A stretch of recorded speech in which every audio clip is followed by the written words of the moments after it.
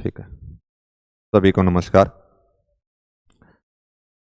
हमारी ये जो वीडियो है वो नोट्स रिवीजन के अकॉर्डिंग जो हमने शुरू कर रखी है, उसी श्रृंखला में आगे हम बात करेंगे। मैंने पहले भी बताया था कि हमारे जो नोट्स हैं वो 3 वॉल्यूम के अंदर है, वॉल्यूम फर्स्ट, सेकंड और थर्ड। तो वॉल्यूम फर्स्ट से हमने शुरुआत कर रखी है, जिसमें फिजिकल ज्योग्राफी की बात की गई है, भौतिक भूगोल की। और भौतिक भूगोल का जो पहला पार्ट है भू आकृतिक विज्ञान, भू आकृतिक विज्ञान के अंदर हमने पहले जो वीडियो बनाई है उनके अंदर इन टॉपिकों को हम कर चुके हैं। पृथ्वी की आंतरिक संरचना, भूपटल पर परिवर्तन लाने वाले कारक और वलन व भ्रंशन। फिर उसके बाद में नेक्स्ट जो टॉपिक है ज्वालामुखी और भूकंप, यहाँ तक हमने कर लिए। मैंने पहले भी बताया था कि भी इन टॉपिकों के ऊपर हम डेप्थ के अंदर बात नहीं करेंगे। यहाँ सिर्फ इस प्रकार से बात की जाएगी कि भी किस टॉपिक में से कैसे कैसे हमें पढ़ लेना है, ताकि थोड़ा सा नोट्स रिवीजन करने के अंदर आपको आसानी रहे उन विद्यार्थियों के लिए है। बाकी डेप्थ के अंदर तो ऐप में सारी बातें की गई हैं। तो यहाँ हम ये देखेंगे कि भी इस टॉपिक के ऊपर किन किन चीज़ों के ऊपर खासतौर से एग्जामिनर का फोकस रहता है और किस प्रकार से प्रश्न पूछे गए हैं, उसके ऊपर हम चर्चा करेंगे। तो अगला जो टॉपिक है उसी श्रृंखला के अंदर हम जो बात कर रहे हैं वो प्लेट विवर्तन सिद्धांत की बात करेंगे सबसे पहले। तो यहाँ से इस टॉपिक से संबंधित कैसे सवाल पूछे जाते हैं उसके ऊपर बात करूंगा मैं।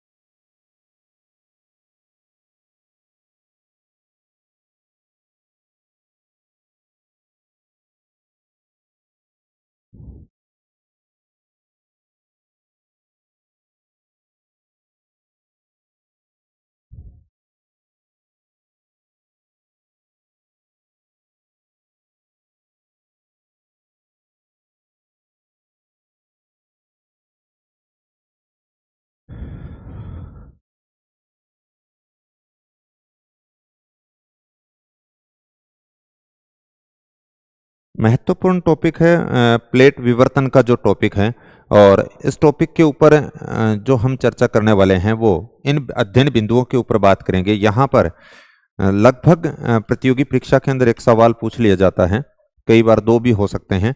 सबसे पहले बात की गई है कि प्लेट विवर्तन किसे कहते हैं, या प्लेट किसे कहते हैं, या प्लेट विवर्तन सिद्धांत के अंदर इसका उद्देश्य क्या है। यहाँ पे जो हम बात करेंगे कि प्लेटें किसको कहते हैं उसके ऊपर बात करेंगे कि जो दृढ़ भूखंड होते हैं भूमि को, उसको हम प्लेट कहते हैं। फिर उसके बाद में बात की गई है कि प्लेट विवर्तन क्या है, यानी प्लेटों के अंदर जो मूवमेंट और हलचल की बात होती है उसकी हम बात करेंगे। इस सिद्धांत का उद्देश्य क्या है, प्लेट विवर्तन सिद्धांत, क्योंकि इससे पहले हम देखते हैं कि वेगनर का जो महाद्वीपीय विस्थापन सिद्धांत है उसमें महाद्वीपों के विस्थापन की बात की गई है। तो प्लेट विवर्तन आप यूं कह सकते हो वर्तमान समय का सबसे प्रामाणिक और वैज्ञानिक और तार्किक सिद्धांत है, जिसके अंदर वलित पर्वतों की बात समझाई गई है, महाद्वीप और महासागरों की उत्पत्ति की बात की गई है, गर्तों की बात की गई है, यानी या आप यूं कह सकते हो ट्रेंच या खाई की बात की गई है, ज्वालामुखी की बात करें, या भूकंप की बात करें, उन सब की एक साथ में जो समग्र व्याख्या करने वाला जो सिद्धांत है वो यही सिद्धांत है, प्लेट विवर्तन सिद्धांत। तो इस सिद्धांत का मुख्य उद्देश्य यह है इन सब चीजों की एक साथ में समग्र व्याख्या करना। अब यहाँ पर हम ये भी देखेंगे कि इससे पहले कि प्लेट शब्द को किसने काम में लिया, प्लेट विवर्तन को किसने लिया, प्लेट विवर्तन सिद्धांत किसने लिया, उसके ऊपर भी मैं थोड़ी सी बात करूंगा।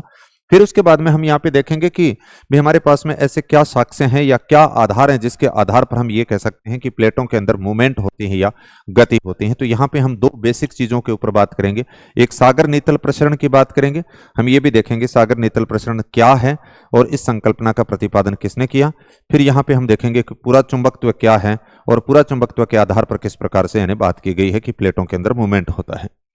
नेक्स्ट जो इस टॉपिक के अंदर प्लेटों में गति का कारण बताया गया है कि भी इतने जो दृढ़ भूखंड हैं वो किस प्रकार से, उनको बल कहाँ से मिलता है, उनको एनर्जी कहाँ से मिलती है ताकि उसके अंदर मूवमेंट होता है, हलचल होती है, संचलन होता है। तो हम ये देखते हैं कि भूगर्भ के अंदर जो रेडियो एक्टिव तत्व होते हैं कुछ क्षेत्रों के अंदर, जिसको हम हॉटस्पॉट कहते हैं, जो सहवनीय धाराएं वहां से उत्पन्न होती हैं और उसी के कारण इसमें संचलन होता है, उसके ऊपर हम बात करेंगे।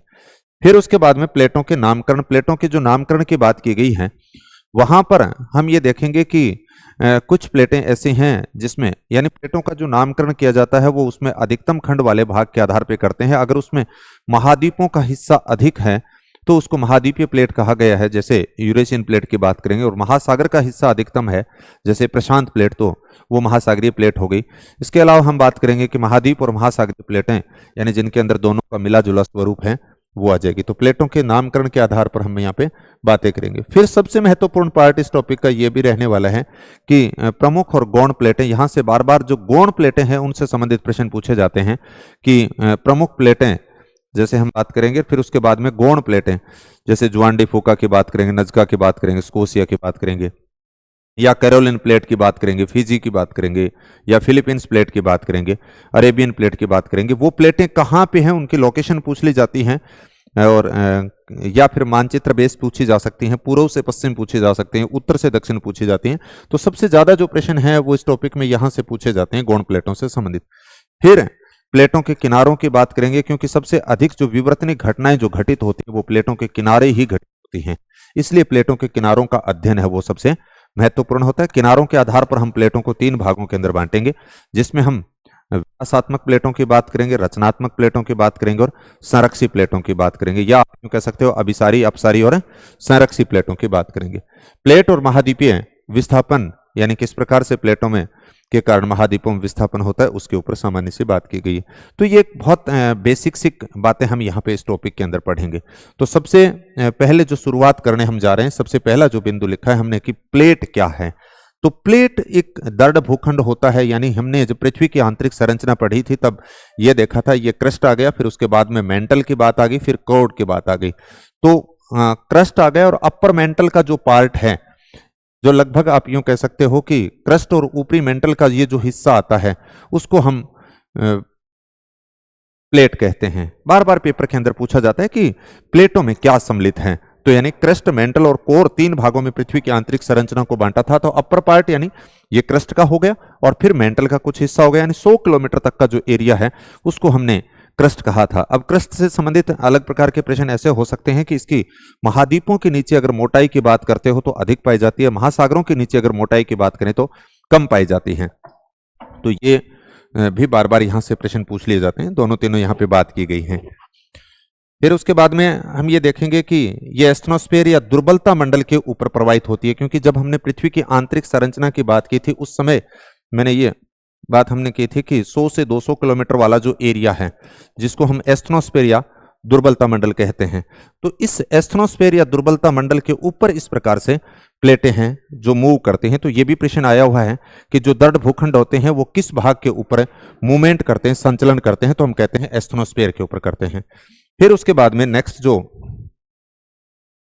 बात करेंगे, यहां पे 3 महत्वपूर्ण प्रश्न और लिखे गए हैं जो बार बार पूछे जाते हैं कि प्लेट शब्द को किसने काम में लिया, प्लेट विवर्तन को किसने काम में लिया, या फिर हम यूं कहें कि प्लेट विवर्तन जो सिद्धांत है वो शब्द किसने दिया। तो यहां पे एक सूत्र लिखा है मैंने कि इस प्रकार से, कई बार हम जनरली लैंग्वेज के अंदर इस प्रकार से कहते हैं कि भाई तो बड़ी बड़ी टूम है, इस प्रकार से शब्द, तो इससे आपको याद रह जाएगा टूम है। टूम है का मतलब यहाँ पे 3 शब्दों की बात करेंगे, एक आप प्लेट शब्द की बात करेंगे, एक फिर प्लेट के साथ में विवर्तन शब्द की बात करेंगे और एक प्लेट विवर्तन सिद्धांत की बात करेंगे। तो तीनों का एक साथ में रह जाएगा टूम है। टू मतलब टूमरी की, टूजो विल्सन की बात करेंगे, मैं का मतलब मॉर्गन की बात करेंगे, है का मतलब हैरी हेस की बात करेंगे। तो यहां पे प्लेट शब्द की अगर बात करते हैं तो हम ये बताएंगे किसने काम में लिया, टूजो विल्सन ने। टू का मतलब प्लेट विवर्तन का मतलब मॉर्गन ने, यानी प्लेट विवर्तन शब्द का सर्वप्रथम प्रयोग किसने किया, तो हम बता देंगे मॉर्गन ने किया। फिर उसके बाद में प्लेट विवर्तन सिद्धांत की बात करें तो हैरी हेस, यानी प्लेट विवर्तन सिद्धांत किसने दिया, हैरी हेस ने दिया 1960 के अंदर। अब हैरी हेस यानी उस जो सागर नितल प्रश्न संकल्पना है वो भी हैरी हेस की है। हैरी हेस के अन्य साथी कौन से थे प्लेट विवर्तन में, तो यहां से भी बार बार आजकल प्रश्न आते हैं कि प्लेट विवर्तन सिद्धांत से संबंधित अन्य और कौन कौन से थे या क्या थे। तो इसके लिए भी मैंने एक सूत्र यहां पे लिखा है कि मैथ्यू होम पार्क में ब्लैक वाइन पीवे।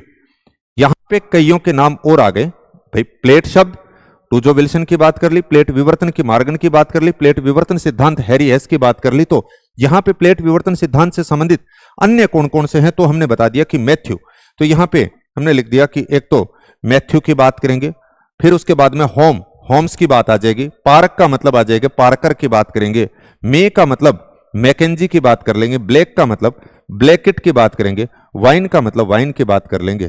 तो ये Morgan, Parker, Mackenzie, Holmes, Blackett, Wien, Matthew, ये सारे प्लेट विवर्तन सिद्धांत से संबंधित हैं और बार बार पेपर के अंदर पूछे जाते हैं कि कौन से इससे संबंधित हैं या कौन से नहीं हैं। तो 3-4 ये डाटाबेस हमने बात कर ली। उसके बाद में नेक्स्ट इस टॉपिक के अंदर आगे जो बात की गई है कि इस सिद्धांत का उद्देश्य क्या है, पीटीटी कह दीजिए, प्लेट टेक्टोनिक थ्योरी कह दीजिए, यानी इस सिद्धांत का उद्देश्य क्या है। तो इस सिद्धांत के अंदर यदि हम बात करें तो मूलतः ये जो सिद्धांत है वो मैंने पहले भी बताया था कि इस प्रकार की जो अनसुलझी पहेलियां थी, जिसमें भूकंप की बात करें, चाहे आप ज्वालामुखी की बात करें, चाहे पर्वत निर्माण की बात करें, चाहे गर्तों की बात करें, यानी धरातल के ऊपर इस प्रकार की जो आकृतियां हैं उनका कैसे निर्माण हो रहा है, तो वो सारी की सारी जो चीजें हैं उनको एक साथ में समग्र रूप से अगर विश्लेषण की बात की गई है तो वो प्लेट विवर्तन सिद्धांत के अंदर की गई है। तो यहां से भी बार बार प्रश्न पूछ लिया जाता है कि इस सिद्धांत का उद्देश्य क्या है। तो इन सिद्धांत का उद्देश्य यही है कि पर्वतों की कह दीजिए, चाहे रॉकीज की बात करें, चाहे एंडीज की बात करें, चाहे हिमालय की बात करें, कि भी इन पर्वतों का निर्माण कैसे हुआ। हम पीछे ज्वालामुखी की बात कर रहे थे, हमने कहा था परिप्रशांत मेखला के अंदर सबसे ज्यादा ज्वालामुखी आते हैं, फिर हमने मध्य अटलांटिक कटक क्षेत्र के अंदर ज्वालामुखी और भूकंप की बात की थी। तो बात यह आती है कि इन पर्वतों का निर्माण कैसे हुआ, ज्वालामुखी की उत्पत्ति कैसे हो रही है, भूकंप क्यों आ रहे हैं, या फिर गर्तों का निर्माण कैसे हो रहा है, उन सब की एक साथ में अगर हम यूं कहें कि समग्र रूप से जो व्याख्या की बात की गई है वो इसी सिद्धांत के अंदर की गई है। तो वर्तमान समय में यह भी कहा जाए कि भू आकृतिक विज्ञान का सर्वाधिक वैज्ञानिक और सबसे मान्य और सबसे तार्किक व्याख्या करने वाला सिद्धांत कौन सा है, तो पीटीटी है, यानी प्लेट विवर्तन सिद्धांत है जो यहां पे बात की गई है।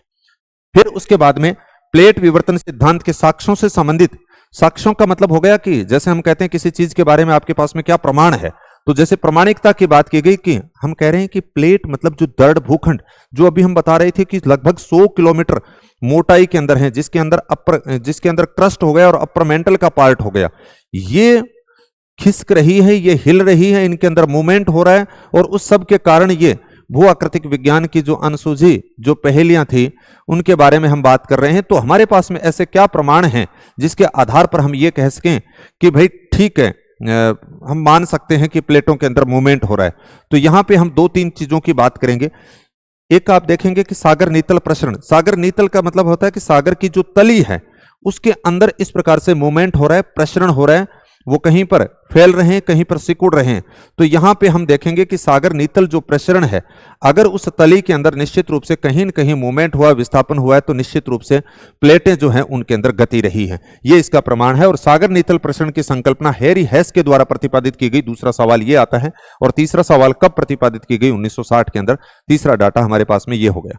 फिर उसके बाद में दूसरी जो बात की गई है पूरा चुंबकत्व। पूरा चुंबकत्व का मतलब होता है चट्टानों के अंदर जो लोहे के तत्व होते हैं, इस प्रकार से चट्टान के अंदर अगर लोहे के तत्व हैं जैसे ये, और जैसे ही चट्टानें ठंडी होती हैं तो वो लोहे तत्व वहां पे यानी चुंबक के ध्रुव की तरफ एक तरह से अपने डायरेक्शन के तौर पे जमा होंगे, लेकिन अलग अलग समय के अंदर इनकी जो डायरेक्शन होती है वो बदलती रही है। इसके आधार पे ये कहा जा सकता है कि भी पूरा चुंबकत्व के आधार पर यह कहा जा सकता है कि प्लेटों के अंदर विस्थापन हुआ है, प्लेटों के अंदर मूवमेंट हुआ है। तो पूरा चुंबकत्व की पुनर्रचना को देख करके या चुंबकीय विसंगति या ध्रुव उत्क्रमणता देख करके हम बता सकते हैं कि प्लेटों के अंदर मूवमेंट हुई है, प्लेटों के अंदर गति हुई है। इसी प्रकार से दरारी जो घाटियां हैं वो अगर चौड़ी हो रही हैं, वो अगर फैल रही हैं, तो उसके आधार पर भी प्रमाणित हो सकता है कि प्लेटों के अंदर मूवमेंट हो रही है, गतियां हो रही हैं। तो यहां से बार बार सवाल पूछ लिया जाता है कि प्लेट विवर्तन सिद्धांत के साक्ष्य क्या हैं, आधार क्या हैं। आगे यही चीज इसमें दिखाई गई है, ये सारी की सारी यही बात की गई है। यहां पे कई बार इस प्रकार का प्रश्न आता है कि सागर नीतल प्रसरण के संदर्भ में जो मैं अभी बात कर रहा था कि उसमें जो प्रसरण दर दी हुई होती है वो एक साइड की होती है, मतलब जो प्रसरण दर जो दिखाई जाती है वो जैसे इस एक एरिया की दिखाई जाती है। पूर्ण प्रसरण दर की अगर बात की जाती है तो इसका मतलब ये अगर इस साइड के अंदर 1 सेंटीमीटर अगर विस्थापित हो रहा है तो 1 सेंटीमीटर दूसरी साइड के अंदर भी होगी, इस प्रकार से गति होगी। तो इसका मतलब पूर्ण प्रसरण दर की अगर कभी बात करें तो हम बता देंगे कि 2 सेंटीमीटर, यानी एक साइड में अगर 1 सेंटीमीटर है तो पूर्ण प्रसरण दर हो जाएगी 2 सेंटीमीटर। अगर एक साइड में 2 सेंटीमीटर है तो इसका मतलब पूर्ण प्रसरण दर होगी 4 सेंटीमीटर। तो सबसे ज्यादा जो मूवमेंट हो रही है, गति हो रही है, वो प्रशांत महासागर के अंदर हो रही है। तो ये तो हमने बताया कुछ कि ये साक्ष्य हैं हमारे पास में, ये आधार हैं जिसके आधार पर हम ये बातें बता सकते हैं। यहां पे इस डायग्राम को अगर आप देखें तो थोड़ी सी बात मैं करना चाहूंगा कि जैसे पूरा चुंबकत्व की जो पुनर्रचना की जो बात की गई है,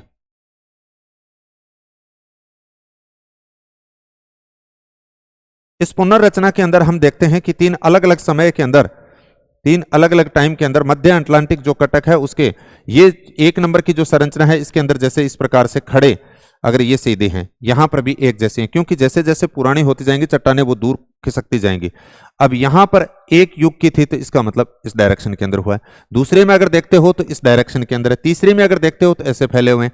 तो इससे ये साबित हो रहा है कि अलग अलग समय के अंदर अगर लोहे के तत्वों का जो जमाव है उसकी डायरेक्शन बदली है तो इसका मतलब जो चट्टानें हैं उसके अंदर मूवमेंट हुआ है। हाँ, फिर उसके बाद में नेक्स्ट जो हम बात करेंगे कि चट्टानों के अंदर जो मूवमेंट हो रही है, चट्टानों के अंदर जो गति हो रही है, उसको उसके लिए हमारे पास में कहां से एनर्जी मिल रही है, कहां से एनर्जी मिलेगी, तो हम ये बता सकते हैं कि जिस प्रकार से ये अगर हम देखें, यहाँ ये जो डायग्राम दिखाया गया है इस डायग्राम के अंदर ये देखते हैं कि भूमि के अंदर कुछ क्षेत्र ऐसे होते हैं जहां पे रेडियो एक्टिव तत्व पाए जाते हैं, और इन रेडियो एक्टिव तत्वों वाले जो क्षेत्र हैं इनको हॉटस्पॉट कहते हैं, जो चट्टानों को पिघला देते हैं, और ये पिघली हुई जो चट्टानें होते हैं इस प्रकार से सहवनीय रूप से ऊपर उठती हैं। यहां पे हम ये देख रहे हैं कि ये सहवनीय जो आरोही सहवनीय जो तरंगे होती हैं ये इतनी प्रबल और मजबूत होती हैं कि जो दृढ़ भूखंड होते हैं उनको यही मूवमेंट करती हैं।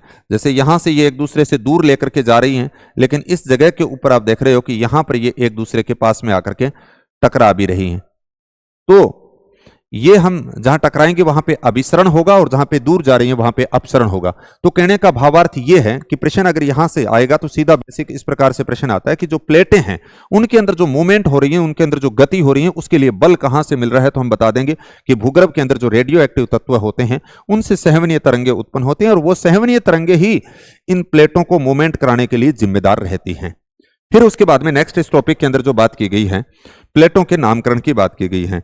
जिस प्रकार से हमारा नामकरण होता है उसी प्रकार से प्लेटों के भी नामकरण किया जाता है, और उस नामकरण की यदि बात की जाए तो मैंने पहले भी बताई थी कि जिस महाद्वीप और महासागर में से जिसका संरचना का हिस्सा अगर अधिक होता है उसी के आधार पर हम नामकरण करते हैं।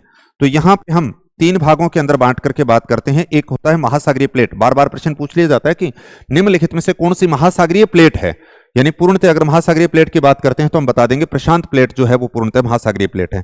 इसी प्रकार से यूरेशियन जो प्लेट है वो महाद्वीपीय प्लेट है, यानी महाद्वीपीय प्लेट कह दीजिए, परम महाद्वीपीय प्लेट कौन सी आ जाएगी, यूरेशियन प्लेट। फिर उसके बाद में बाकी जो बच गई, अमेरिकन प्लेट की बात करें या इंडो ऑस्ट्रेलियन प्लेट की बात करें, अफ्रीकन प्लेट की बात करें, ये जो प्लेटें हैं वो प्लेटें हम यूं कह देंगे कि महाद्वीपीय और महासागरीय दोनों ही प्रकार की हैं। नेक्स्ट यहां पर जो डायग्राम मैंने दिखा रखा है कि उसके अंदर प्रश्न इस प्रकार से पूछा जाता है कि प्रमुख प्लेटें, तो प्रमुख प्लेटों की अगर बात करें तो मार्गन के अकॉर्डिंग अगर बात करते हैं तो प्रमुख रूप से हम ये कह देंगे 6 प्लेटें हैं, अन्यथा हम यूं कह सकते हैं सामान्य तरीके से अगर पूछें तो हम ये बता देंगे कि 7 प्लेटें कह दी गई हैं। 6 प्लेटें या 7 प्लेटों की अगर मैं बात करूं तो किस प्रकार से, क्योंकि मार्गन ने तो ये उत्तरी अमेरिका और दक्षिणी अमेरिका वाली है उसको एक कह दिया, एक अफ्रीकन प्लेट की बात आ गई, फिर उसके बाद में एक यूरेशियन प्लेट आ गया 3, फिर उसके बाद में एक इंडो ऑस्ट्रेलियन प्लेट की बात आ गई चौथी जो बात करें, फिर उसके बाद में 5वीं जो प्लेट आ गई वो हम अंटार्कटिका प्लेट की बात कर ली। यानी इस प्रकार से अफ्रीकन प्लेट की बात आ गई, यूरेशियन, इंडो ऑस्ट्रेलियन, अमेरिकन,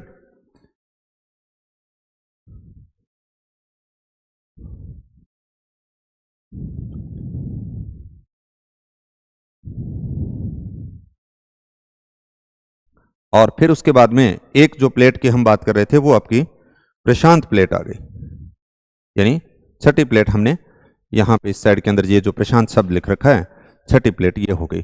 अब प्रश्न आपके सामने इस प्रकार से, दो प्रकार से आते हैं कि पर्टिकुलर अगर मॉर्गन शब्द अगर देकर के पूछा जाता है कि मॉर्गन ने कितनी प्लेटें बताई, तो हम तब उस समय आपके सामने ऐसे आते हैं कि 5, 6, 7 है, तो हम उत्तर बताएंगे 6, क्योंकि हमें यह रहता है कि कई जगह हम जब पढ़ते हैं तो सामान्यतः हम ऐसे पढ़ लेते हैं कि भी 5 प्लेटें, 6 प्लेटें हैं या 7 प्लेटें हैं, तो फिर हम कंफ्यूज होते हैं कि कैसे। तो मॉर्गन ने जो बताई हैं वो 6 प्लेटें बताई हैं, और 6 प्लेटें आपके सामने पूछी भी जा सकती हैं कि कौन कौन सी है, तो हम बता देंगे।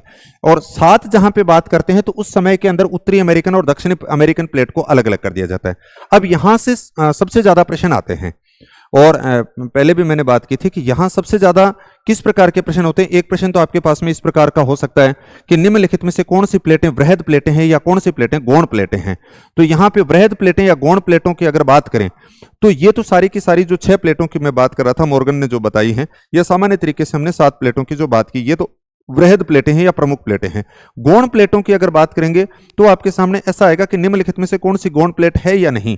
तो उसने दिया कि गौण प्लेट निम्नलिखित में से कौन सी है, उसने आपको दे दिया अफ्रीकन प्लेट, प्रशांत प्लेट, अमेरिकन प्लेट और जुआन डी फूका। इसका मतलब जुआन डी फूका है वो गौण प्लेट है। अब यहां पर जो गौण प्लेटों की जो बात की गई है, गौण प्लेटों के संदर्भ में जो प्रश्न पूछे जाते हैं वो इस प्रकार के प्रश्न रहते हैं। आप पीछे के प्रश्नों को, चाहे वो नेट का हो, चाहे असिस्टेंट प्रोफेसर का हो, चाहे कॉलेज स्कूल लेक्चरर का हो, उसमें अगर आप देखोगे तो आपके सामने जो विगत 3-4 सालों के जो प्रश्न हैं उसमें यहां से कैसे प्रश्न पूछे जा रहे हैं। या तो आपसे ऐसे प्रश्न देता है कि जैसे जुआन डी फूका है, इस साइड के अंदर प्रशांत प्लेट है, ये अमेरिकन प्लेट है, तो एक तो उसकी लोकेशन पूछते हैं कि जुआन डी फूका किस किस के बीच में है, तो हम बताते हैं प्रशांत प्लेट और अमेरिकन प्लेट के, उत्तरी अमेरिकन जो प्लेट है उसके बीच का जो हिस्सा है वहां पर जुआन डी फूका है। इसी प्रकार से कोकोस प्लेट के संदर्भ में दूसरा ये आ गया कि प्रशांत प्लेट और मध्य अमेरिकन प्लेट के जो बीच का हिस्सा है उसको हम कोकोस प्लेट बोलते हैं। इसी प्रकार से नजका के संदर्भ में बात करें, एक साइड के अंदर प्रशांत प्लेट आ गई, एक साइड के अंदर अमेरिकन प्लेट आ गई, यानी दक्षिणी अमेरिका वाला हिस्सा, तो दक्षिणी अमेरिकन और प्रशांत के बीच में है वो नजका प्लेट आती है। एक तो लोकेशन वाइज आ गया। या इसी प्रकार से दक्षिणी अमेरिका के दक्षिण पूर्व के अंदर कौन सी है, तो स्कोशिया की बात आती है। दूसरा जो प्रश्न है यहां से, एक तो लोकेशन वाइज तो ये हो गई, जैसे 4 प्लेटें इसके बात कर ली हमने। इसी प्रकार से यहां पे देखोगे कि कैरोलिन जो प्लेट है वो न्यू गिनी के, आप यूं कह सकते हो, उत्तर के अंदर है, या भारत और ऑस्ट्रेलिया के बीच वाला जो एरिया है वहां पर कैरोलिन प्लेट की बात आ गई। फिलीपींस के बाद में पास में फिलीपींस प्लेट है, और फिजी के पास में या ऑस्ट्रेलिया के उत्तर पूर्व के अंदर आप यूं कह सकते हो कि फिजी प्लेट है। ये गौण प्लेटें हैं। फिलीपींस प्लेट की बात आ गई, फिजी आ गई, कैरोलिन आ गई। इसी प्रकार से अरब प्रायद्वीप के अंदर यहां पर अरेबियन प्लेट है। ये सारी की सारी गौण प्लेटों के हिस्से हैं। यहां जो दूसरा जो महत्वपूर्ण जो प्रश्न है हमें जो ध्यान रखना है वो इस प्रकार से है कि इनका उत्तर से दक्षिण, जैसे इन प्लेटों का जुआन डी फूका हो गई, गोर्डी हो गई, कोकोस हो गई, नजका हो गई, स्कोशिया हो गई। यहां पे मैंने एक सूत्र लिखा है, बहुत ही आसान सा है, उत्तर से दक्षिण याद रह जाएंगी कि जग कौन सा। जय का मतलब हो गया यहाँ पे जुआन डी फूका, गै का मतलब गोर्डी हो गया, को का मतलब कोकोस हो गया, नय का मतलब नजका हो गया, और सा का मतलब स्कोशिया हो गया। ये उत्तर से दक्षिण इस प्रकार से क्रम हो गया।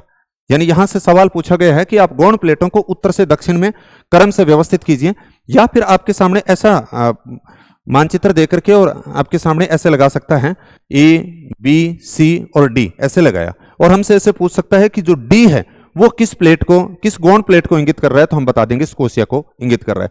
या 4 ये शब्द देकर के कि आपसे पूछ सकता है निम्नलिखित में से दक्षिण में कौन सी है, या निम्नलिखित में से उत्तर में कौन सी है। इस प्रकार का प्रश्न हो सकता है।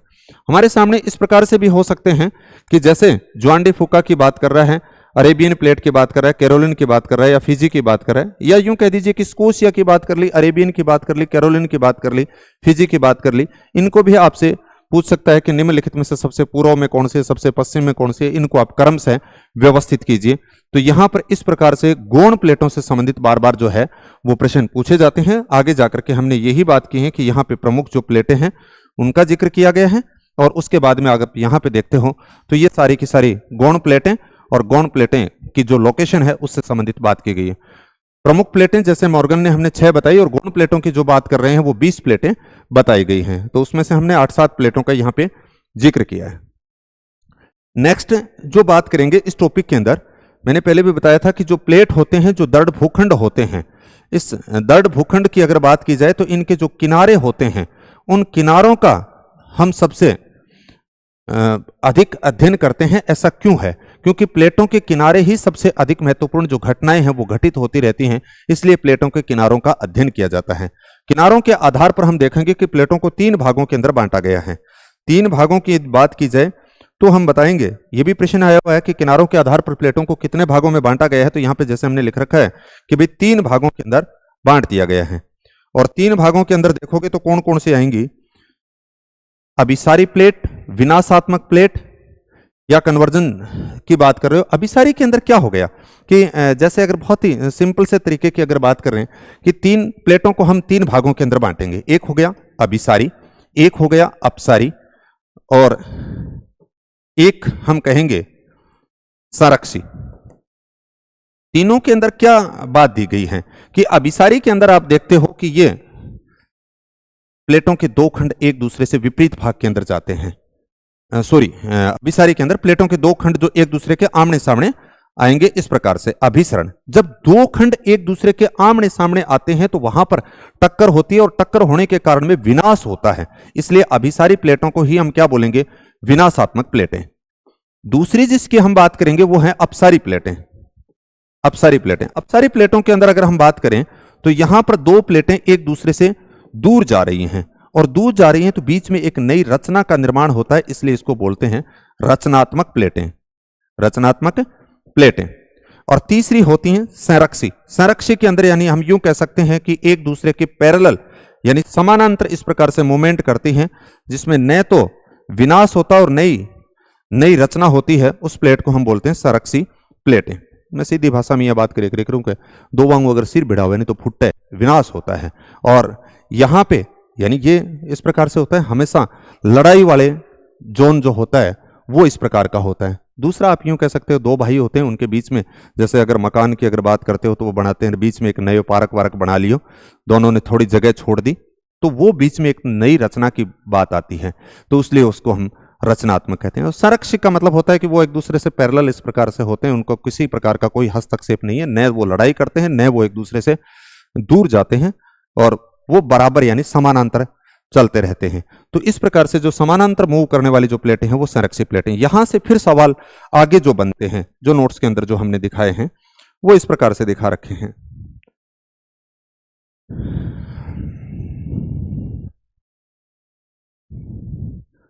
अब इसके अंदर हम ये देखेंगे कि जब प्लेटों के अंदर विनाशात्मक प्लेटों से संबंधित फिर हम आगे बात आएगी कि भाई अभिसारी जो प्लेट हो रही है उसके अंदर महाद्वीपीय किनारा टकरा रहा है, या महासागरीय किनारे टकरा रहे हैं, या फिर आप यूं कह सकते हो कि महासागरीय किनारे टकरा रहे हैं। इनसे संबंधित एग्जाम्पल पूछे जाते हैं। यानी मैं ये बात कहना चाहता हूं कि भाई विनाश की जो बात कर रहे हैं तो विनाशात्मक के अंदर तीन भागों के अंदर बांटेंगे। एक तो महाद्वीपीय प्लेट टकराएं तो क्या होगा, या कहां पे उदाहरण देखने को मिल रहे हैं, या फिर महाद्वीपीय और महासागरीय प्लेट टकराने के उदाहरण कहां पे देखने को मिल रहे हैं, या फिर महासागरीय प्लेट टकराने के उदाहरण कहां पे देखने को मिलते हैं। तो हम ये देखेंगे कि यहां पर अभिसारी जो प्लेटें हैं उसको तीन प्रकार से निर्मित होते हैं। इसमें एक महासागरीय और दूसरी महाद्वीपीय प्लेट। जैसे यहां पे हम देखेंगे कि उत्तरी और दक्षिणी अमेरिकन वाला जो हिस्सा है, रॉकीज और एंडीज पर्वत का जो निर्माण हो रहा है, ये जो दिखाया गया है। अब प्रश्न आता है, रॉकीज और एंडीज पर्वत का निर्माण हुआ, तो हम उत्तर ये देते हैं कि अभिसारी प्लेटों के सहारे या विनाशात्मक प्लेटों के सहारे। इसमें जिसका घनत्व अधिक होगा वो प्लेट, इस प्रकार से दो प्लेटें जब आमने सामने आकर के टकराती हैं तो जिसकी डेंसिटी अधिक होगी, जिसका घनत्व अधिक होगा वो नीचे आ जाएगी, और जिसकी घनत्व कम है वो इस प्रकार से ऊपर आ जाएगी। यहां पे प्लेटें इस प्रकार से क्षेपित होती हैं। ये जो क्षेपण की जो बात की गई है, अभिसरण की जो बात की गई है, इसको ह्यूगो बेनी ने खोज की थी। ये जो एंगल जो बनता है वो 30 से 70 डिग्री के बीच में हो सकता है, लेकिन औसतन की अगर बात की जाए तो 45 डिग्री के आसपास होता है। तो ये भी सवाल पूछा गया है। यहां पे तीन सवाल बनते हैं। पहला सवाल ये हो गया कि रॉकीज और एंडीज पर्वत का निर्माण हुआ, तो हम ये बताते हैं कि भाई दो प्लेटों के मिलने के कारण, दो प्लेट मतलब एक साइड में अमेरिकन प्लेट है, एक साइड में प्रशांत प्लेट है, तो अमेरिकन और प्रशांत प्लेटों के टकराने के कारण रॉकीज और एंडीज पर्वत श्रृंखला का निर्माण हुआ। दूसरी बात यह आती है कि ये कैसी प्लेटें हैं, तो आपने देखा कि एक महासागरीय प्लेट है, एक महाद्वीपीय प्लेट का हिस्सा है, तो यानी महाद्वीपीय और महासागरीय प्लेटें टकराने के कारण हुई। तीसरी जो यहां पे बात आती है कि इनके बीच में जो अभिसरण हो रहा है वो 30 डिग्री से लेकर के 70 डिग्री के बीच का एंगल बन सकता है, लेकिन औसतन जो एंगल की बात की गई है, ये सवाल आया हुआ है, तो औसतन एंगल की हम बात करेंगे 45 डिग्री। इसके बारे में जो अध्ययन किया वो ह्यूगो बेनी ने किया था, इसलिए इसको बेनी ऑफ जोन भी कहते हैं। यह भी प्रश्न आया कि बेनी ऑफ जोन से तात्पर्य क्या है, औसतन कोण कितना है, या फिर रॉकीज और एंडीज पर्वत का निर्माण कैसे हो रहा है। क्योंकि अभी हम जो बात करें अभिसरण का, अभिसरण का मतलब दो प्लेटें आकर के टकरा रही हैं, लेकिन यहां पर हम ये देखना चाह रहे हैं कि भाई कौन सी दो प्लेटें, एक महाद्वीपीय और एक महासागरीय। इसी प्रकार से हिमालय की अगर हम बात करें तो हिमालय का जो निर्माण हुआ है वो भी अभिसारी प्लेटों के सहारे हुआ है, लेकिन उसमें फर्क यह है कि यहां पर हम देखेंगे कि दोनों ही जो प्लेटें हैं वो महाद्वीपीय और महाद्वीपीय प्लेट हैं, यानी एक ओर से यूरेशियन प्लेट और एक ओर से इंडियन प्लेट। तो इंडियन प्लेट की डेंसिटी अधिक है, वो यूरेशियन प्लेट के नीचे इस प्रकार से क्षेपित हो रही है। तो यहां पर जो हिमालय के संदर्भ में प्रश्न ऐसे पूछा जाता है कि हिमालय का निर्माण हुआ, तो हम बताते हैं कि यूरेशियन प्लेट और इंडियन प्लेट के परस्पर टकराने के कारण। दूसरी बात यह आती है कि यहां पर ये कौन सी प्लेटें हैं, तो महाद्वीपीय और महाद्वीपीय प्लेटों के टकराने के कारण इसका निर्माण हुआ हिमालय का। तीसरी जो बात यहां पर आती है, इस एरिया के अंदर हमने पहले भी बात की थी कि यहां पे भूकंप तो आते हैं लेकिन ज्वालामुखी नहीं आते, क्योंकि ये एरिया मोटा है। अधिक मोटाई होने के कारण जो गर्म तप्त पदार्थ था जमीन का वो बाहर नहीं निकल पाता है, इसलिए हिमालय क्षेत्र के अंदर भूकंप तो आते हैं लेकिन यूं कह सकते हैं ज्वालामुखी इस एरिया के अंदर नहीं उत्पन्न होते। ये भी सवाल पूछा जाता है जो नीचे यहां पे बात की गई है। फिर आप देखोगे कि महासागरीय और महासागरीय प्लेटों के किनारों के टकराने के कारण गर्तों का जो निर्माण होता है, खासतौर से आप यूं कह सकते हो कि जैसे प्रशांत महासागर के अंदर जो प्रशांत प्लेट है या जापान प्लेट है, इस प्रकार से प्लेटों के टकराने के कारण जो गर्तों का जो निर्माण हुआ है तो वो महासागरीय और महासागरीय प्लेटों के टकराने के कारण निर्मित हुई है। तो अभिसारी प्लेटों को हमने तीन भागों के अंदर इस प्रकार से बांट दिया। अब दूसरा जो प्लेट का पार्ट है वो जो हमने आगे यहां पर बात की गई है कि सेकंड यदि हम बात करेंगे तो अपसारी की बात करेंगे,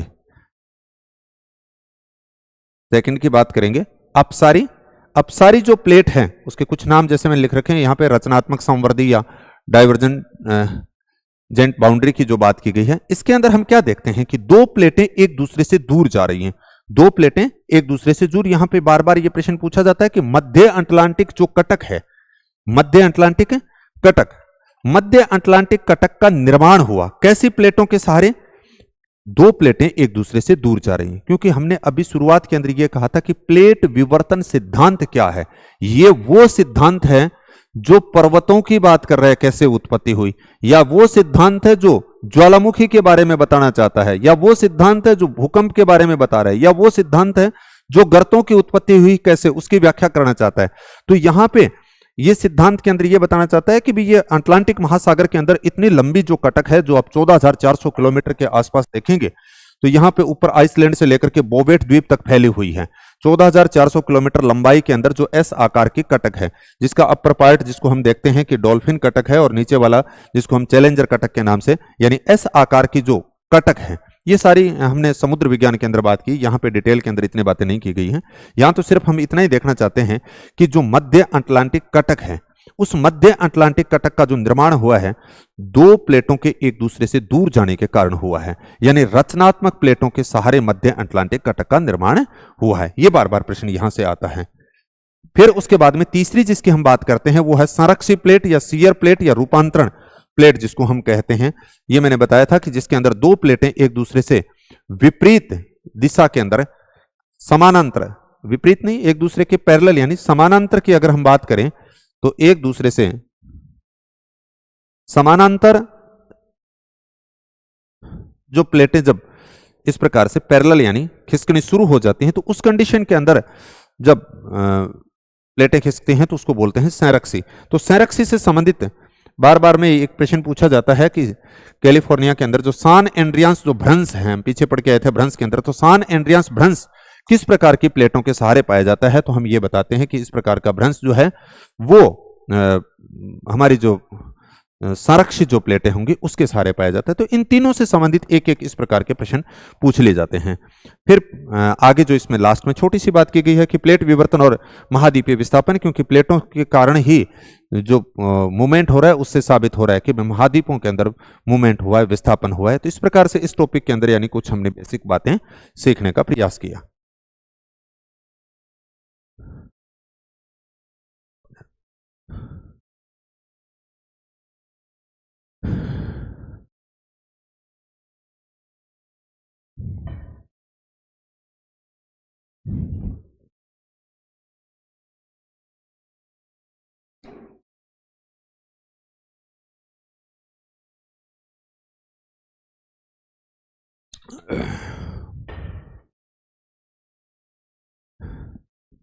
नेक्स्ट जिस टॉपिक की हम बात करेंगे वो टॉपिक है आइसोस्टेसी की बात करेंगे या समस्थिति की बात करेंगे। यहां पर ये जो टॉपिक दिखाया गया है आइसोस्टेसी या समस्थिति बहुत छोटा सा टॉपिक है। अगर एक्चुअल में अगर आपको 4-5 बातें अगर आती हैं तो इस टॉपिक से संबंधित सवाल ठीक हो जाते हैं। 2-4 पेज तो लिख लिए जाते हैं, लेकिन मूल बात इतनी ही होती है कि इस टॉपिक के अंदर क्या बातें की गई हैं। इस टॉपिक के अंदर अध्ययन बिंदुओं को अगर आप देखें तो यहाँ पे शुरुआत में मैंने दिखा रखा है इस प्रकार से कि आइसोस्टेसी किसे कहते हैं या भू संतुलन किसे कहते हैं, यानी भूमि के अंदर ये बैलेंस कैसे है। हम देखते हैं कि इस प्रकार से ऊपर उठे हुए ऐसे पर्वत भी मिलते हैं या फिर नीचे इस प्रकार से समुद्र भी मिलते हैं या गहरी खाइयां भी मिलती हैं, गर्त भी मिलते हैं, फिर भी पूरी यानी पृथ्वी है उसके अंदर बैलेंस है। वो कैसे बना हुआ है, इस टॉपिक का नाम ही ऐसे ही है, आइसोस्टेसी कह दीजिए या भू मतलब भूमि के अंदर संतुलन कैसे है, यानी भूमि के अंदर ये बैलेंस कैसे बना हुआ है उसके ऊपर बात की गई है। ये बैलेंस का कंसेप्ट कहां से आया उसके ऊपर हम बात करेंगे। आइसोस्टेसी शब्द का सर्वप्रथम प्रयोग किसने किया उसके ऊपर बात करेंगे। संकल्पना का प्रतिपादन कहां से हुआ। मेन सवाल आते हैं यहां से बार बार एरी और प्राट के मत से संबंधित, जो दोनों की अगर दोनों में से एक की ही एक लाइन अगर आप याद रखते हो तो दोनों अपने आप ही याद रह जाते हैं, क्योंकि एक दूसरे के उल्टे हैं। एरी और प्राट के अंदर जो बात की गई है, एरी हम देखेंगे कि वो घनत्व के अंदर किस प्रकार से यानी बात करता है। एरी हम देखेंगे कि यह कहेगा कि समस्त जो स्थलखंड है उनका घनत्व समान पाया जाता है, लेकिन उनकी गहराई जो है वो असमान पाई जाती है। घनत्व समान की बात की गई और गहराई असमान की बात की गई, जबकि प्राट ने घनत्व समान न बता करके प्राट ने घनत्व को असमान बताया कि जो भाग जितना अधिक ऊपर उठा हुआ है वो उतना ही हल्का है, जो भाग जितना नीचा है वो उतना अधिक घना है, और इसीलिए उनके अंदर बैलेंस बना रहता है, संतुलन बना रहता है। तो ये हम देखेंगे एरी और प्राट के ऊपर बात। फिर ये इनसे संबंधित हैं, हैफोर्ड और बॉबी की बात कर लेंगे, जोली की बात करेंगे, हिस्कैनन की बात कर लेंगे। हिस्कैनन का जो मत है वो एरी और प्राट दोनों का ही मिला जुला हुआ मत है। और यहाँ पे बाकी तो भूपटल पर समस्थिति या समायोजन क्या है एक लाइन के अंदर ये बात करें। तो सबसे पहले जो मैंने बात की गई है कि यहाँ पे भू संतुलन क्या है, तो परिभ्रमण करती हुई पृथ्वी पर, परिभ्रमण करती हुई पृथ्वी पर ऊपर उठे हुए भागों और नीचे धसे भागों के अंदर जो संतुलन पाया जाता है उसे ही भू संतुलन कहते हैं या आइसोस्टेसी कहते हैं। ये शुरुआत के अंदर हमने यहाँ पर परिभाषा लिख दी भू संतुलन की।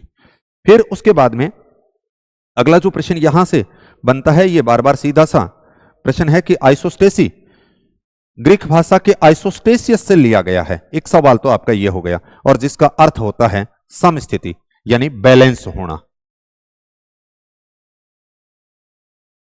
फिर उसके बाद में जो सबसे महत्वपूर्ण अगला जो सवाल जो यहां से बनेगा वो हमारे सामने इस प्रकार से आएगा कि भाई आइसोस्टेसी शब्द का सर्वप्रथम प्रयोग किसने किया। तो हम देखेंगे कि डटन ने किया। यहां 3-4 सवाल बनते हैं भाई। आइसोस्टेसी शब्द का सर्वप्रथम प्रयोग की बात करें तो हम ये बता देंगे डटन। पेपर के अंदर कई बार ऐसे वहां पे शब्द आते हैं डटन और हटन, डटन भी आता है और हटन भी आता है, या कई बार इस प्रकार से हम लय के अंदर जब पढ़ते हैं तो हमें पता नहीं चलता है कि उसने दिया कि बहुत ही सरल से शब्दों के अंदर आपसे पूछ रहा है कि निम्नलिखित में से असत्य कथनों को पहचानिए या निम्नलिखित में से कौन कौन से कथन सत्य हैं उनको पहचानिए। तो 4 जैसे वो स्टेटमेंट की आपके सामने बात कर रहा है कि जैसे 4 स्टेटमेंट बहुत ही आसान देकर के बीच में एक ये दे दिया। जैसे उसने कहा कि विश्व में सबसे अधिक ज्वालामुखी व भूकंपी प्रशांत मेखला के अंदर आते हैं, तो हमें कह दिया ठीक है। हिमालय का जो निर्माण है वो अभिसारी प्लेटों के सहारे हुआ, तो हम ये मानते हैं कि हाँ ठीक है, ए भी ठीक है, बी भी ठीक है। सी के अंदर उसने इस प्रकार से दे दिया कि आइसोस्टेसी शब्द का सर्वप्रथम प्रयोग हटन ने प्रतिपादित किया। इसका मतलब हटन ने नहीं है, डटन। बैलेंस या संतुलित जो व्यक्ति होगा आप इस प्रकार से याद रख सकते हो, वो मैदान के अंदर टिका रहेगा। इम्बैलेंस असंतुलित व्यक्ति होगा वो तो हट ही जाएगा। इसलिए हम यहां पे संतुलन की बात कर रहे हैं, संतुलन की बात कर रहे हैं, तो ये हमेशा याद रखना है हटन। तो यानी संतुलन की अगर बात करोगे तो हम ये कह देंगे कि डटन डटा रहेगा, तो इसलिए आइसोस्टेसी शब्द का सर्वप्रथम प्रयोग किया किसने, डटन ने। अब यहां पे 2 सवाल और बनते हैं कि जो डटन है वो यूएसए के थे। अगला सवाल ये भी है, नेक्स्ट जो सवाल यहां से पूछा जाता है कि वो भूगर्भ वेता थे, जैसे इस प्रकार से दे दे, वो वनस्पति वेता थे, वो जलवायु वेता थे, वो भूगर्भ वेता थे, वो समाजशास्त्री थे, वो अर्थशास्त्री थे, तो वो क्या थे? वो भूगर्भ वेता थे। कब प्रतिपादित किया? 1889 के अंदर। कई बार इस प्रकार से 1789, 1889, 1989 इस प्रकार से दे सकते हैं। तो ये जो दो लाइनें हैं वहां पर 4 प्रश्न बनते हैं एक तरह से। आइसोस्टेसिस शब्द का प्रयोग, डटन की बात कर ली, कहां के हैं? यूएसए के हैं, क्या है? भूगर्भ शास्त्री हैं। कब प्रतिपादित किया? 1889 के अंदर दिया।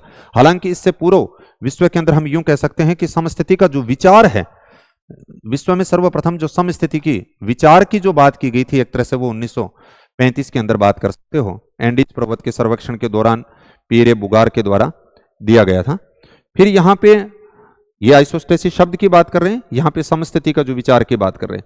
फिर जो भू संतुलन की जो संकल्पना की जो बात आती है, भू संतुलन की जो संकल्पना है, भू संतुलन की संकल्पना 1859 के अंदर हमारे यहां पे यूं कह सकते हो कि सिंधु गंगा के मैदान के अंदर जब अक्षांशों का निर्धारण हो रहा था, यानी सिंधु गंगा के मैदान के अंदर जो अक्षांशों का निर्धारण हो रहा था, जॉर्ज एवरेस्ट के निर्देशन के अंदर उन्होंने 2 जगह यानी कल्याण और कल्याणपुर, उनका अक्षांशीय और त्रिभुजीकरण विधि जो है, यानी अक्षांशों का निर्धारण एक तो त्रिभुजीकरण विधि से और एक खगोलीय विधि से किया जा रहा था।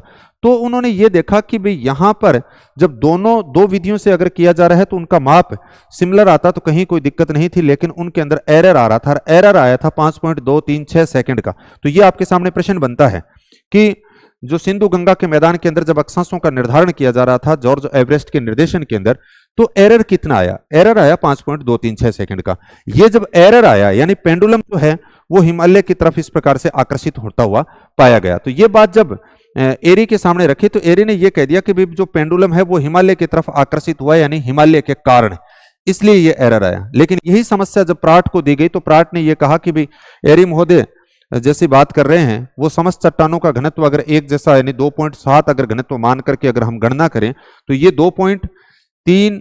5.236 सेकंड नए आकर के ये जो अंतर होगा वो 15.885 ये आएगा अगर इसी हिसाब से गणना करें तो ये ठीक नहीं। तो यहां पर आपको अगला जो सवाल है वो इस प्रकार से, यानी यहां पर आपके सामने 4 सवाल याद रखने हैं। 4 सवाल का मतलब हो गया कि आइसोस्टेसिस शब्द का प्रयोग आपने बता दिया, डटन ने किया, यूएसए के थे, भूगर्भ शास्त्री थे, और उसके बाद में हमने ये देख लिया कि भाई आइसोस्टेसिस की जो हमारी जो संकल्पना आई थी उस संकल्पना के अकॉर्डिंग जो खगोलीय और जो त्रिभुजीकरण विधि के द्वारा जो माप किया गया तो अंतर कितना आया। तो हमने ये बताया कि वो अंतर जो था वो 5.236 सेकंड का था।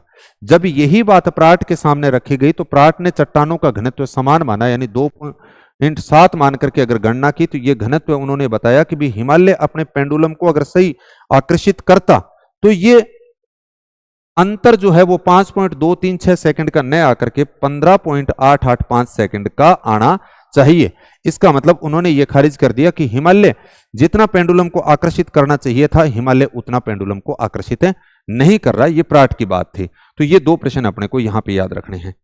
फिर उसके बाद में नेक्स्ट जो हम बात करेंगे ये समस्थिति से संबंधित जो सिद्धांतों की बात की गई है।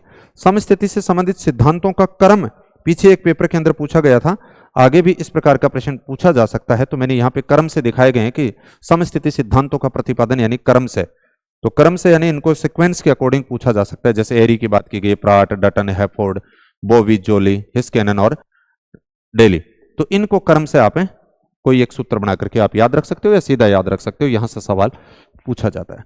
फिर उसके बाद में जॉर्ज एरी की संकल्पना। जॉर्ज एरी के संबंध में ये बार बार सवाल पूछे गए हैं, लेकिन आपको एक चित्र को देखिए फिर हमें पता चल जाएगा कि एरी और प्राट के अंदर क्या बात की गई है। एरी के अंदर अगर आप देखोगे तो आपके सामने इस प्रकार से आएगा कि जैसे गहराई इस डायग्राम के अंदर आप देख रहे हो कि यहां पे घनत्व सबका बराबर दिखा रखा है।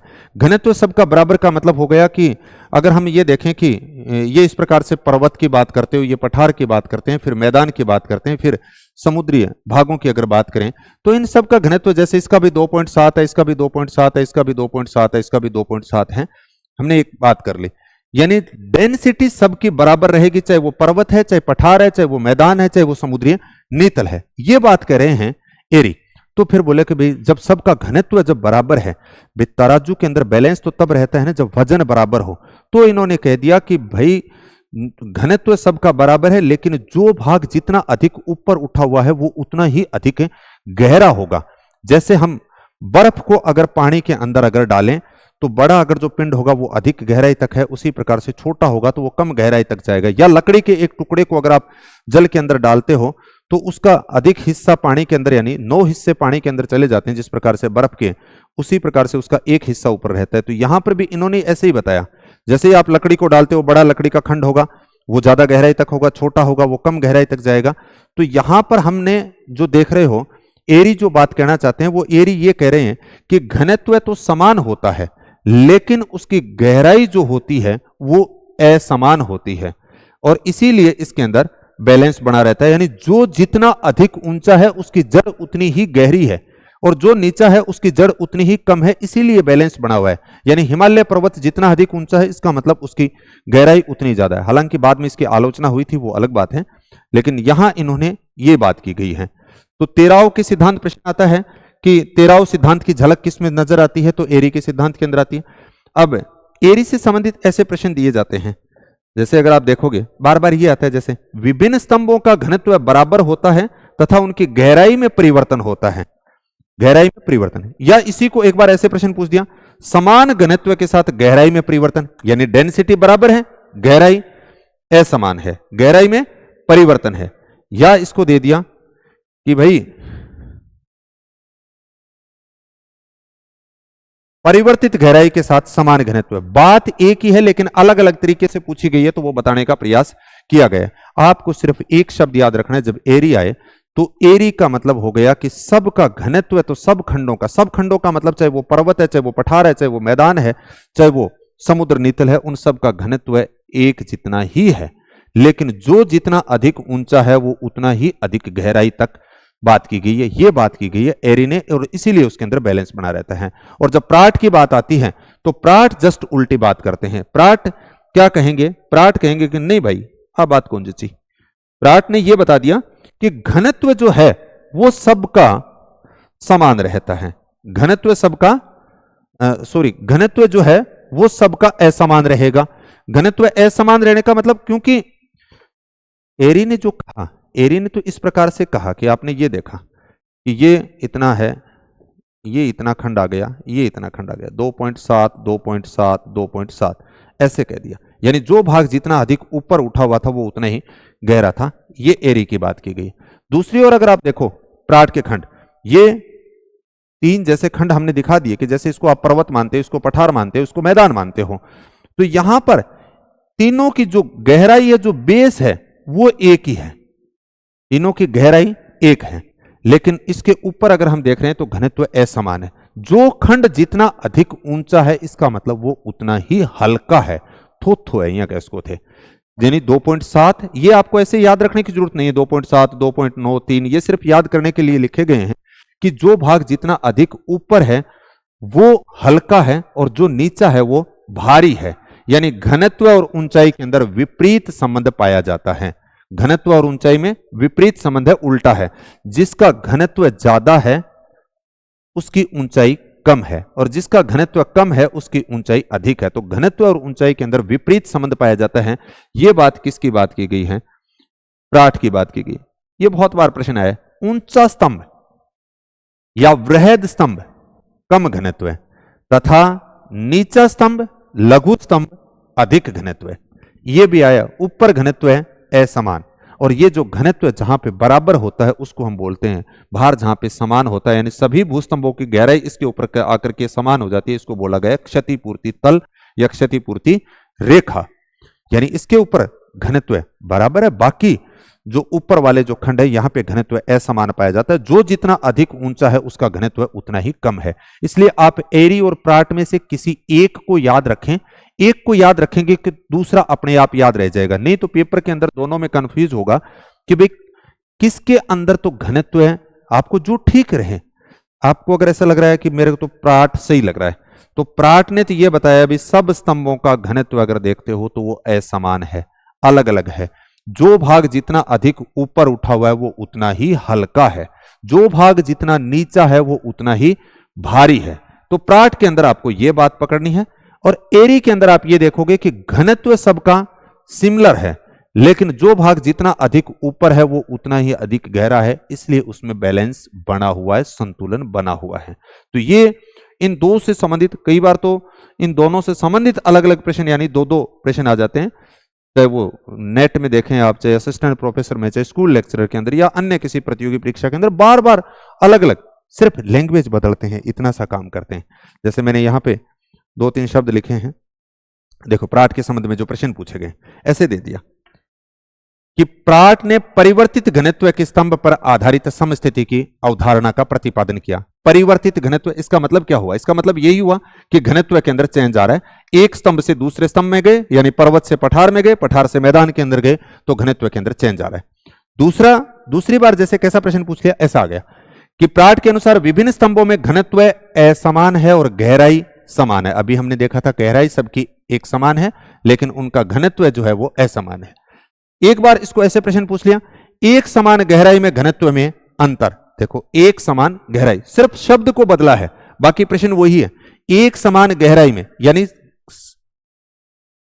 गहराई तो एक समान है, लेकिन घनत्व में क्या आ गया? चेंज आ गया, परिवर्तन आ गया। प्राट के अनुसार, अगली बार ऐसे पूछ लिया, प्राट के अनुसार ऊंचाई और घनत्व में विपरीत संबंध है, तो भी बात ठीक है। जो भाग जितना ऊंचा होगा उसका घनत्व उतना ही कम होगा, और जो भाग जितना नीचा होगा उसका घनत्व उतना ही कम होगा। इसी को वापस ऐसे पूछ लिया कि ऊंचा स्तंभ कम घनत्व है, नीचा स्तंभ अधिक घनत्व है, वृहद स्तंभ कम घनत्व है, लघु स्तंभ अधिक घनत्व है।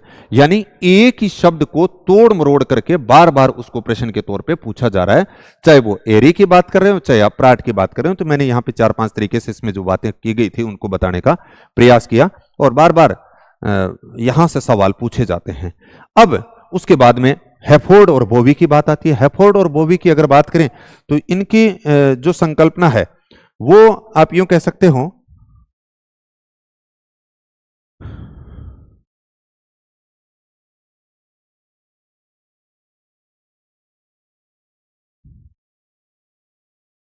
ये प्राट के समर्थक थे, और इन्होंने कुछ नहीं किया, सिर्फ इतना सा किया कि जो हैफोर्ड, और अपने को जो याद रखना है वो सिर्फ इतना याद रखना है कि हैफोर्ड और बोवी प्राट के समर्थक थे। वो कह रहे थे भी प्राट जो बात कर रहे हैं वो ठीक कर रहे हैं कि प्राट ने ऐसा बताया ना कि घनत्व सबका असमान होता है, गहराई समान होती है, लेकिन थोड़ी सी आप प्राट महोदय का बात कौन बताई कि कितनी गहराई के ऊपर पाए जाए, बा मैं बता दिया कह। तो बोले कितनी गहराई के ऊपर? बोले 112 किलोमीटर गहराई के ऊपर भार है वो समान रहे। तो बोले बेन के बोलोगा? बोले अगर उसको क्षतिपूर्ति तल या समतोल तल कहते हैं तो ज्यादा ठीक रहेगा। तो बोले हैफोर्ड और बोवी की संकल्पना प्रश्न आता है किसके अनुरूप हैं? तो हम कहते हैं प्राट के अनुरूप हैं। उन्होंने इसको क्या कहा? तो आप यूं कह सकते हो, या आप यूं कह सकते हो क्षतिपूर्ति तल या समतोल तल की गहराई कितनी बताई थी? 112 किलोमीटर बताई। किसने? हैफोर्ड और बोवी ने। अपने को यहां पे इतनी बात याद रखनी है। फिर उसके बाद में जोली जो आते हैं, जोली ने थोड़ा सा अगर बात करें, जोली एक तरह से या आर्थर होम्स के विचार हैं जो एरी से कुछ मिलते जुलते हैं। जैसे एरी ने सबका घनत्व समान माना था, वैसे ये देखो जोली ने भी यहां पर घनत्व समान माना है, 2.7 2.7 2.7। लेकिन एक बात इसने कह दी कि नीचे 10 मील कह दीजिए या 16 किलोमीटर की एक पट्टी होती है जिसके अंदर घनत्व असमान पाया जाता है, जिसको क्षतिपूर्ति मंडल कहते हैं। प्रश्न आता है क्षतिपूर्ति मंडल के बारे में किसने बताया? तो हम बता देंगे कि जोली ने बताया। क्षतिपूर्ति मंडल की मोटाई कितनी होती है? तो 10 मील या 16 किलोमीटर के आसपास होती है। फिर उसके बाद में एक आती है हिस्केनन की संकल्पना। हिस्केनन जो हैं उनके अंदर दोनों के विचार देखने को मिलेंगे आपको, एरी का भी मिलेगा और प्राट का मिलेगा। जैसे इस डायग्राम को अगर हम देखें, इस डायग्राम को देखने से दो चीजें आपको समझ में आएंगी कि जैसे यहां पे आप देख रहे हो कि ये खंड देखो, ये जितना अधिक ऊंचा है उतना ही अधिक गहरा है। ये बात एक तरह से ये इसकी तुलना में कम गहरा हो गया, ये इसकी तुलना में कम गहरा हो गया, ये इसकी तुलना में कम गहरा हो गया। जो जितना अधिक ऊंचा है वो उतना ही अधिक गहरा है। ये बात तो एक तरह से यानी गहराई भिन्न भिन्न है, ये प्राट के अनुकूल है। लेकिन ऊपर आप ये भी देखोगे 2.7 2.8 2.9 3 यानी पर्वत पठार मैदान समुद्र नितल, इनके सबके घनत्व अलग अलग पाए जाते हैं। आपसे कोई ऐसा नहीं पूछेगा 2.789, ये सिर्फ मैंने एग्जाम्पल के तौर पे यानी बताने का प्रयास किया है। तो यहां पर आप देखोगे 2.7, 2.8, 2.9, 3 इस प्रकार से दिखा रखा है। इसका मतलब प्रत्येक खंड के अंदर घनत्व के अंदर असमानता है। यह बात किसने बताई थी? प्राट ने।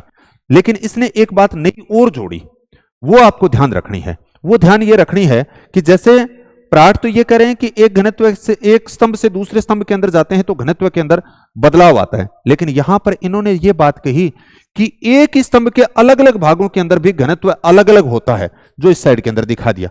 जैसे आप देखोगे यहां पे 2.7, 2.8, 2.9, 3 इस प्रकार से दिखाया, यानी एक ही स्तंभ के ऊपरी भाग के अंदर हमने घनत्व कम दिखा रखा है, नीचे भाग के अंदर घनत्व ज्यादा दिखाया। तो इसका मतलब औसत जैसे आपने बताया कि वो 2.7 है, 2.6 है, जो भी है, या 2.8 है, तो यहां पर हम देखेंगे कि घनत्व जो है वो एक ही स्तंभ के अलग अलग भागों के अंदर अलग अलग पाया जाता है। यह बात अगर आपसे कोई पूछे तो यहां तीन बातें आ गई। एरी जो थे सभी स्तंभों का घनत्व समान बताया। दूसरा, प्राट थे, सभी स्तंभों का घनत्व असमान बताया। तीसरी जो हिस्केनन की बात कर रहे हो वो एरी और प्राट की दोनों की बात के साथ साथ में तीसरी जो एक स्तंभ के अलग अलग भागों के अंदर अलग अलग घनत्व बताया, अगर ये शब्द आपको देखने की बात कर रहा है तो इसका मतलब वो बात कर रहा है हिस्केनन की। तो ये बात यहां पर मैंने बताने का प्रयास किया है। फिर उसके बाद में यहां से बार बार कई बार प्रश्न इस प्रकार से पूछ ले जाते हैं कि प्राट के समरूप कौन से हैं और एरी के समरूप कौन से हैं। तो हमने यहां पे लिखा है कि प्राट डब्बा है, तो इसका मतलब प्राट प्राट आ गया, डे का मतलब डटन हो गया, बो का मतलब बोबी हो गया, है का मतलब हैफोर्ड हो गया। और एरी के समान कौन है? एरी होम जाओ, तो होम्स, आर्थर होम्स, और जाओ का मतलब जोली। आर्थर होम्स और जोली हैं वो एरी के समरूप हैं, यानी इनके विचारों के समर्थक हैं। फिर उसके बाद में यह बता दिया गया कि भूपटल, एक बार प्रश्न आया था स्कूल लेक्चर के अंदर आया था कि भूपटल समस्थिति समायोजन या भू संतुलन समंजन या आइसोस्टेसी एडजस्टमेंट क्या है? तो भू संतुलन साम्यता पुनर्स्थापित, साम्यता पुनर्स्थापित करने की प्रक्रिया है। तो क्या दिखाने का प्रयास, जैसे आप ये देख रहे हो कि इस डायग्राम के अंदर साम्यता स्थापित करने की प्रक्रिया कैसे है। ये ऊपर उठा हुआ भाग है, जैसे पर्वत का खंड है, यहां से इसका कटाव हुआ, अपर्दन हुआ और धीरे धीरे जाकर के यहां पे निक्षेप हो रहा है, फिर ये वापस नीचे से धक्का आकर के ऊपर की तरफ आ रही है। तो ये भू संतुलन क्या है या समस्थिति समायोजन क्या है, एडजस्टमेंट क्या है, वापस यानी उस प्रक्रिया के अंदर यानी पुनः स्थापित करना। तो भू संतुलन साम्यता पुनर्स्थापित यानी वापस उसको स्थापित करने वाली एक प्रोसेस है। प्रश्न था कि भूपटल समस्थिति समायोजन क्या है? तो भू संतुलन साम्यता पुनर्स्थापित यानी वापस से उसको स्थापित, जैसे ये यहां से कटा, यहां पे निक्षेप हुआ, फिर इसको वापस ऊपर उठा दिया, ये वापस कटा, यहां पे जमा हुआ। तो ये जो पुनर्स्थापित करने वाली जो प्रक्रिया है, उस प्रक्रिया को ही भूपटल समस्थिति या भूपटल समस्थिति समायोजन कहते हैं।